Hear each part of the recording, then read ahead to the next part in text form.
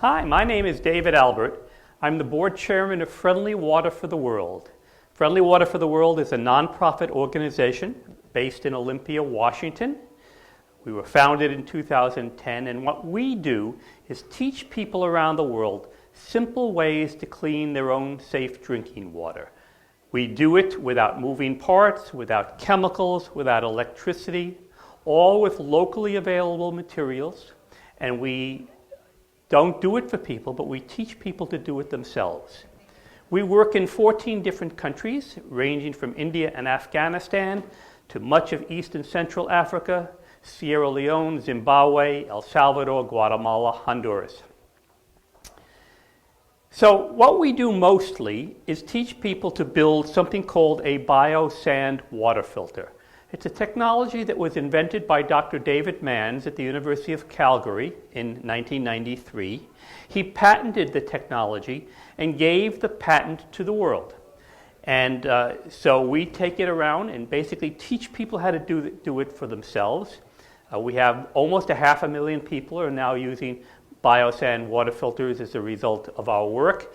They're also building small businesses and cooperatives. They can earn a living doing it, while at the same time safeguarding their communities from cholera, typhoid, bacterial dysentery, amoebiasis, all kinds of waterborne illnesses that beset these nations.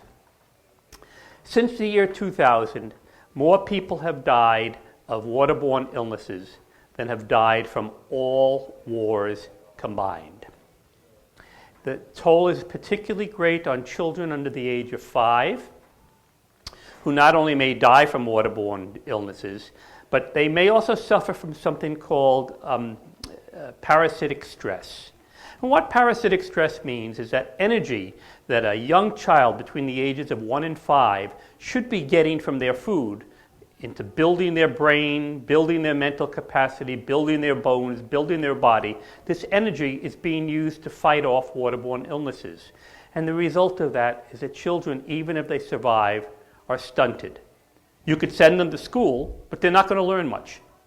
Their life expectations are going to be severely limited by parasitic stress. It is permanent.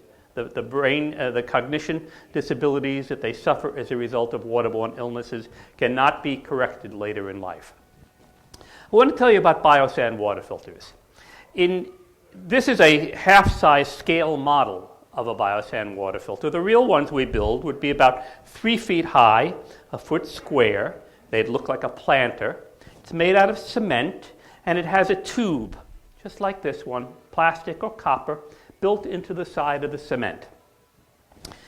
In the box, essentially it's a hollow box, and in the box there would be 2 inches of 1/2-inch gravel, 2 inches of 1/4-inch gravel, 21 inches of sand from a high river bank or a quarry that we sift and clean until we get it to a very exact size, 0.7 millimeters or below.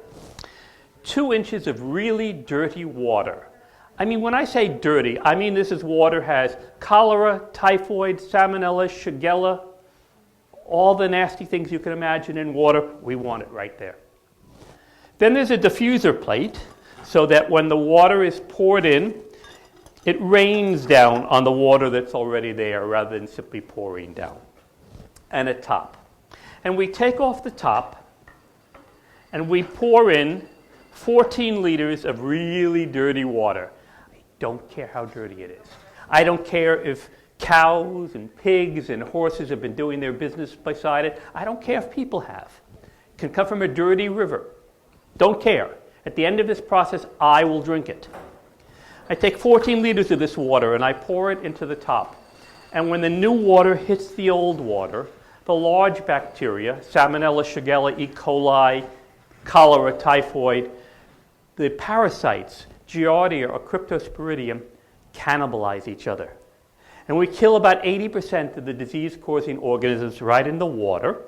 And the bodies of the bacteria form a layer on top of the sand. We call it the Schmutzdeck layer. It's black and slimy. It's a bacterial film, and it's eating all the time. When the water goes through the first 2 inches of sand, that sand I described has sharp points and a slight electrostatic charge. And the viruses, rotavirus, the leading killer of kids in Africa, hepatitis A, I had it in India in 1981 and it was no fun, gloms onto the sand. There's no air, no light, no food, and you kill 100% of your viruses in the first 2 inches of sand. Then below that, it's an old Egyptian sand filter. It was invented 4,000 years ago. No worms can get through, no protozoa can get through, no amoeba can get through.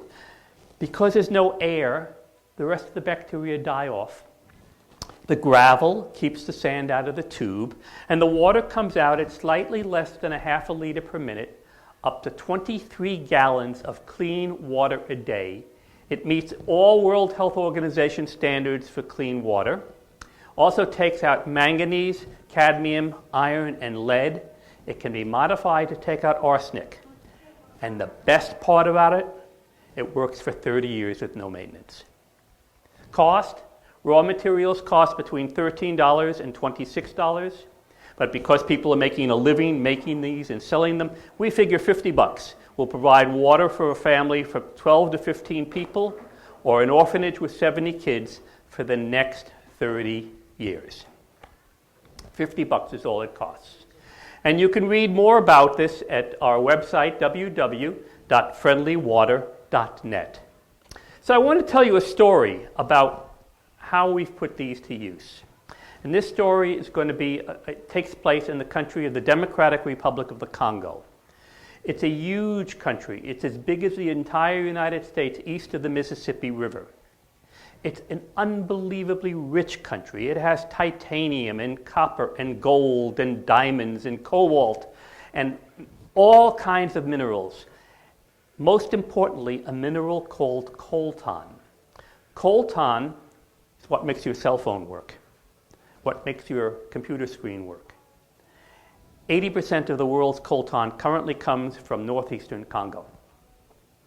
And there has been constant war in this part of the world for 19 straight years. 7 million people have died thus far. More people than have died in Iraq and Afghanistan and Syria. If you combined all of those wars combined, it's not as big as the war in the Congo, because everyone wants control of that coltan. In the middle of this area of northeast Congo is a big city. The city's name is Goma.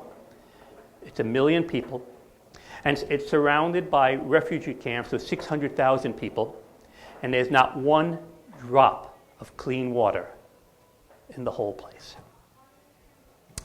In 2015, there was a cholera outbreak. More than 150,000 people came down with cholera. More than 3,000 people died. Friendly Water for the World, as it turns out, has a medical officer in the Congo. His name is Dr. Kambale Musubao. He actually runs 3 health clinics for war orphans, and there are many. And he's a trained surgeon. But when he heard what we did, and we were able to teach him what we do, he closed his surgery at the local hospital. He said, in the surgery, I can save 1 or 2 people a day. This way, I can save thousands. And in June of 2015, inside the city limits of Goma, there are 26 orphanages, 3,800 children, all war orphans.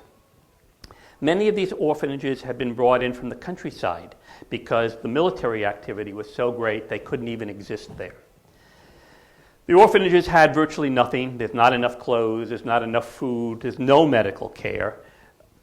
And in the middle of the city, when the cholera outbreak took place, it hit them particularly hard.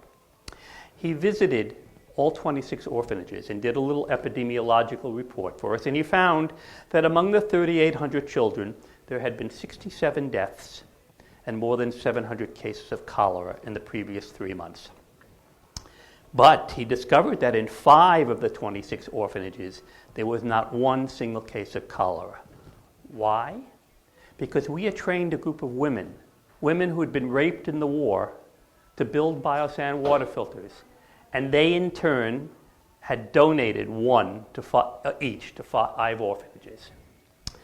He sent us his report on Wednesday, and on Friday, my report here in Olympia, Washington, my board, got together, and we sent a total of $1,980. The numbers are important here. $1,980 to install biosand filters in every single orphanage in the city of Goma. He did that and provided a little community sanitation and hygiene education. And in 5 weeks, on September 2nd, 2015, he was able to declare that there was not a single case of cholera in any orphanage in the city of Goma. And on September 28th, they had a big celebration with 3,800 kids all came together to celebrate the end of cholera. But they still had a problem. These orphanages are desperately poor.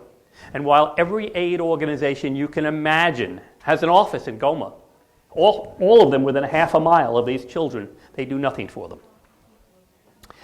And so he said to us, we talked together and said, what are we going to do? They still don't have enough food. They're healthy, but they still don't have enough food, clothing, no medical care, no money for school fees. You have to pay to go to school there.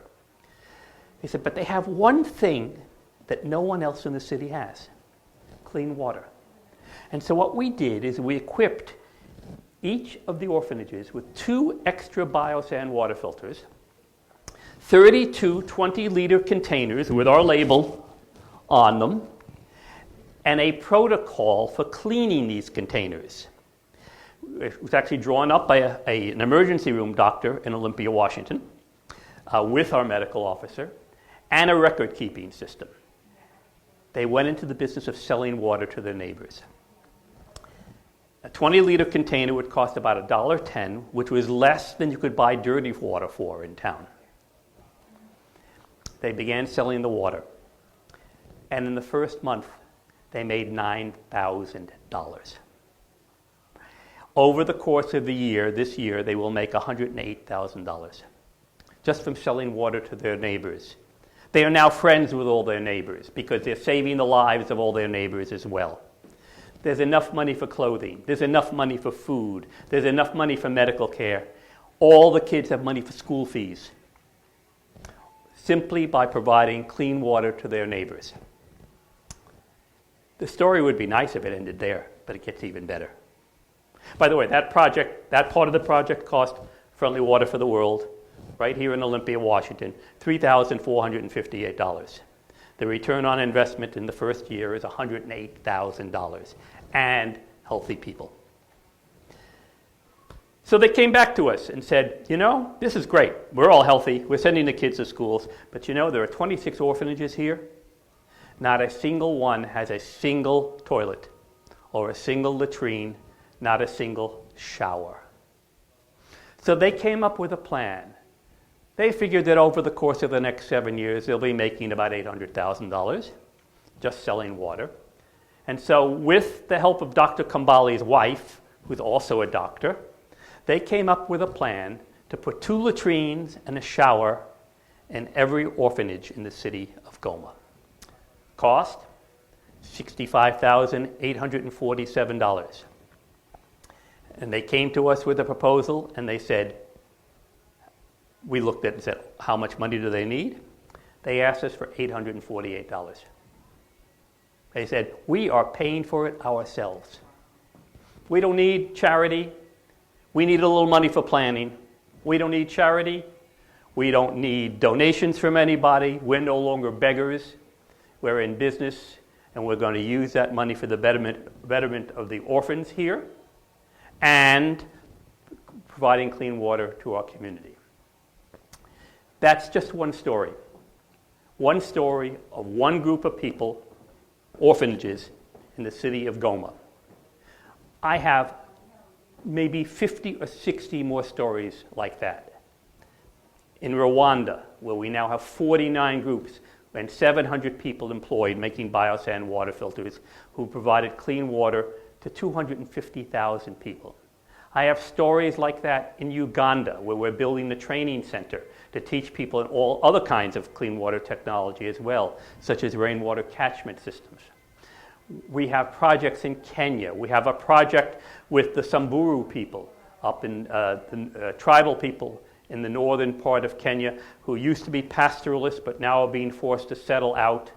They don't have a money economy, and the water is literally killing them. We have projects in Ethiopia. I'm headed to a project in India actually within 2 weeks. All of this done out of here in Olympia, Washington, with, as you noted, tiny little amounts of money. Because, again, we're not a charity.